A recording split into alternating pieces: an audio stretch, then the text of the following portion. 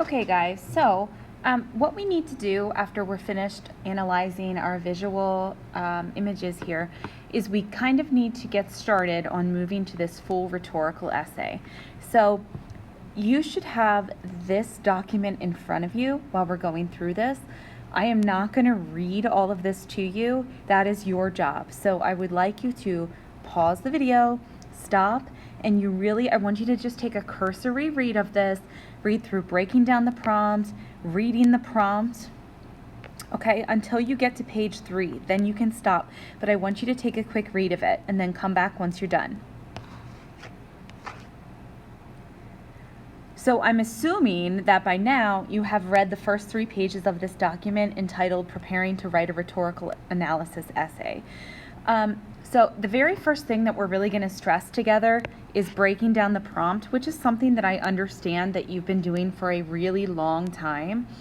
But one of the difficulties of the rhetorical analysis essay in the prompt is actually figuring out what they want you to answer.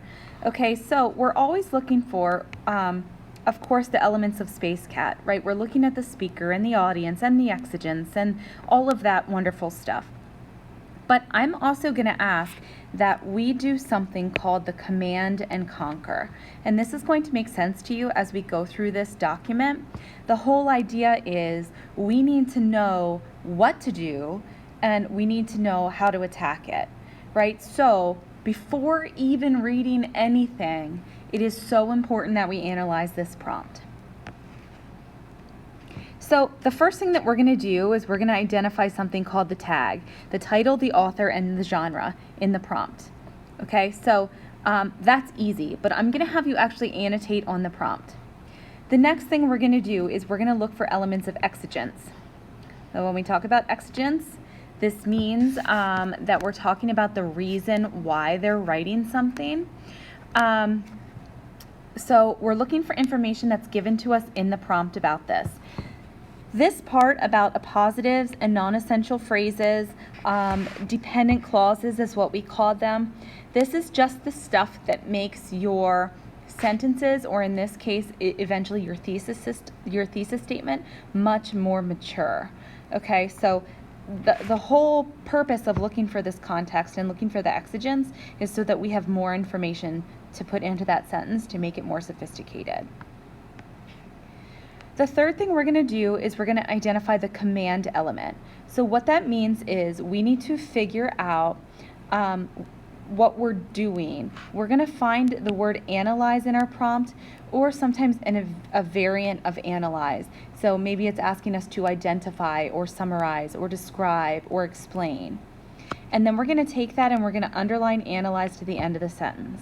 And then the next and most important thing we're absolutely going to do is we're going to do this thing where we create a command question. And this is going to give you the answer, okay, what am I actually answering here? Okay, so you should have read all this. Oh, and I forgot to say here too, of course I took a screenshot here, that this is the most important thing. When we're creating our command, that we're going to start with the word what. So you should have read all this, but I'm going to start here with you. I'm going to do one of these with you.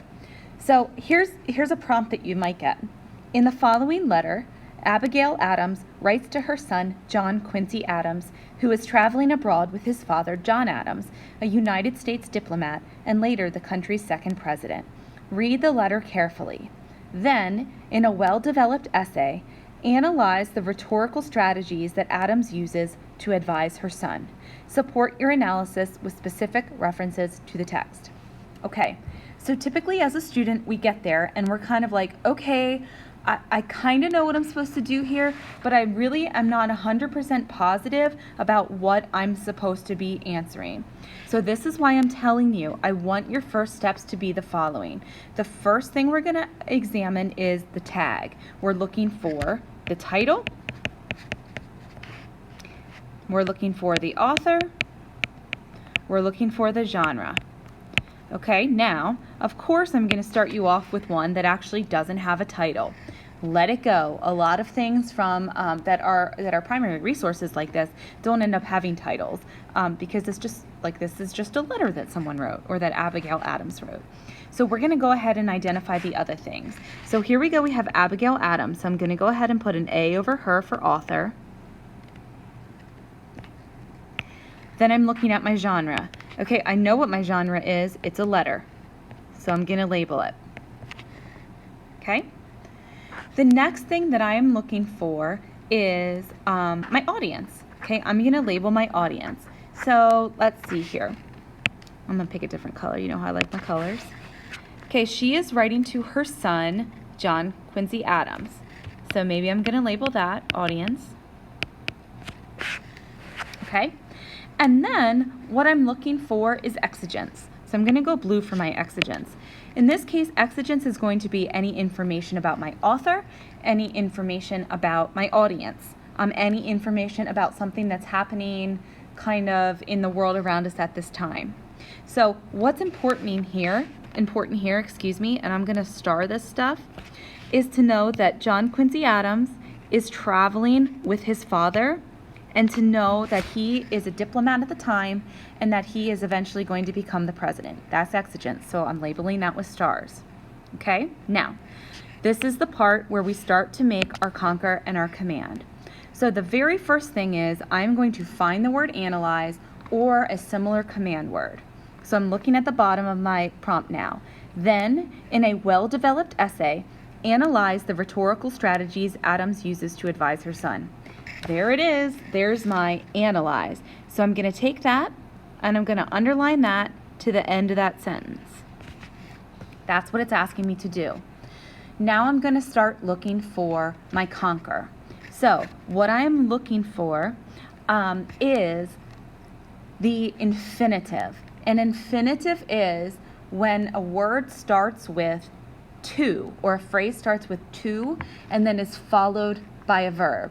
So we're always looking for that in the part that we have underlined. We're looking for an infinitive, and that is the word to plus a verb. Okay, so here it is, to advise her son. This is what I'm focusing on. Okay, this is how I want you to annotate a prompt.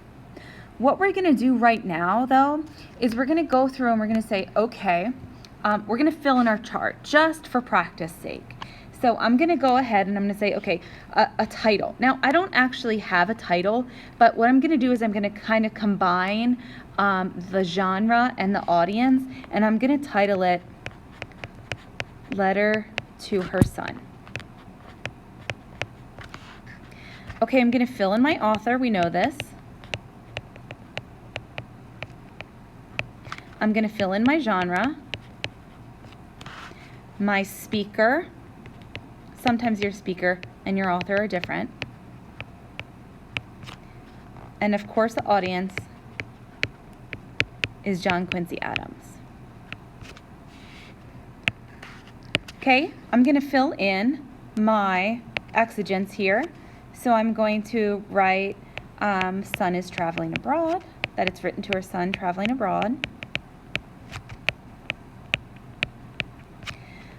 I'm going to write traveling with father, who is a diplomat.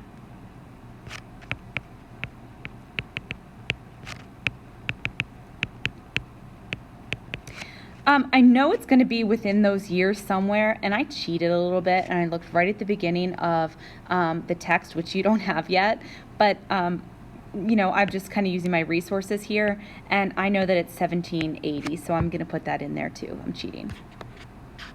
Okay, the next thing that I'm going to do, I'm going to switch my color here again, is I'm going to look at my command. So we know that my command is analyze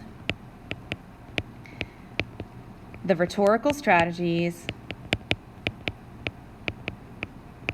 Adams uses to advise her son, right? It's right up here. This is our one sentence.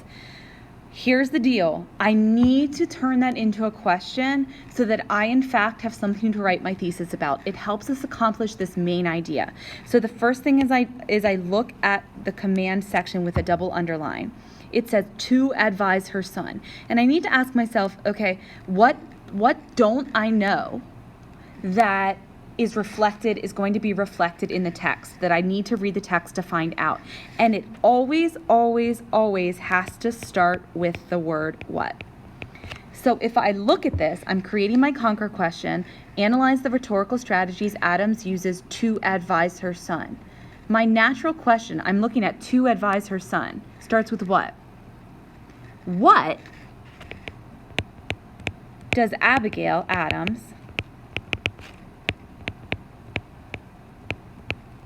advise her son? Right? It makes sense. If I need to see the advice she uses to advise her son, then I better be able to tell my audience what the advice is that she gives to her son. And this is ultimately one of the main things that you're going to be writing about. Without this command, without this conquer question, sometimes we're lost about what to focus on. So then it leads me to figuring out, okay, well, what am I actually going to do? What am I actually going to answer here? Okay, and in this case, this is where we actually need to read our text to figure out what is the advice that she's giving her son.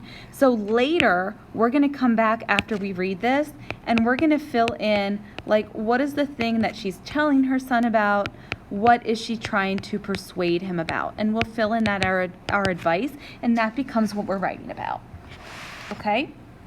So, what I would like you to do is I would like you to try the same thing, underlining, identifying, follow the instructions in your packet for prompt number 2, for prompt number 3, and then we're going to do prompt number 4 together in class.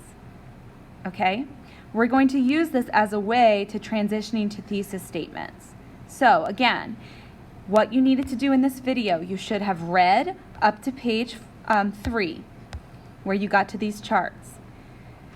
What you're going to be doing is, hopefully you followed along with me with the Abigail Adams prompt, you're going to be dissecting the prompt for Madeleine Albright's speech and also Benjamin Banneker, okay? So again, this is a letter that he wrote to Benjamin Banneker. This is a commencement speech that Madeleine Albright gave. So good luck with that. I will post an answer key for you to check after you are finished and see how yours compares to mine. Okay, thanks.